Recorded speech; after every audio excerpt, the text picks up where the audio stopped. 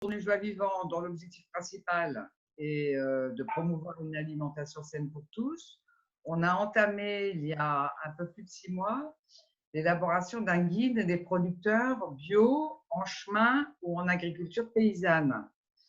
Et donc, on leur a envoyé une fiche d'enquête et ils nous ont répondu au fur et à mesure et on leur a demandé l'autorisation de les publier sur notre site Tourner Joie Vivant. Donc, on a une carte interactive, une Framacarte, avec leur lieu, leur nom et puis leurs coordonnées et leur mode de distribution. Et puis, D'accord. Alors, tous ces producteurs, ils vendent à la ferme ou ils sont sur les marchés? ça peut être les deux, ou l'un ou l'autre, ou en magasin de producteurs. Et donc, on en a répertorié, on en a à peu près répertorié 45 sur le bassin de vie. Pour l'instant, on a à peu près 25 réponses.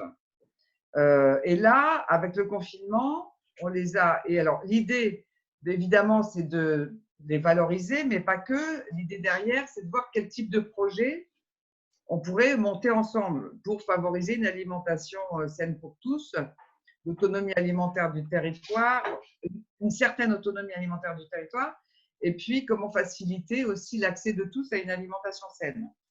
Et donc, là, on s'est saisi avec Gérard Morin, principalement, mais bien sûr aussi avec les autres membres du CA de Tourner Joie Vivant. On s'est saisi de ce qui nous arrive pour les recontacter pour voir qu'est-ce qui se passait pour eux actuellement dans cette période de confinement. Est-ce qu'ils arrivaient à écouler leur production? Est-ce qu'ils étaient sur certains marchés ou pas? Comment ils s'organisaient dans les ventes à la ferme? Qu'est-ce qu'il en était de la main-d'œuvre pour eux? Est-ce qu'ils étaient en manque de main-d'œuvre? Est-ce qu'ils étaient en contact avec les institutions? Quels problèmes ils rencontraient? Voilà. Et dans un deuxième temps, on pensait voir avec ESP, Solidarité Partage. Donc, on est en contact pas mal aussi avec Marc Borel, le président, et Fanny, voir un petit peu, essayer de faire cette connexion-là entre des surplus que pourraient avoir des producteurs et puis les besoins d'ESP. Voilà. Mais ça, on ne l'a pas encore fait. Donc, on en est à faire cette liste complètement en lien avec la ville de Tournu. Donc, on s'est mis d'accord, c'est-à-dire que la ville de Tournu aborde tous les commerçants et tous les producteurs. Et nous, on s'occupe des producteurs qu'on a déjà, avec qui on est déjà en lien.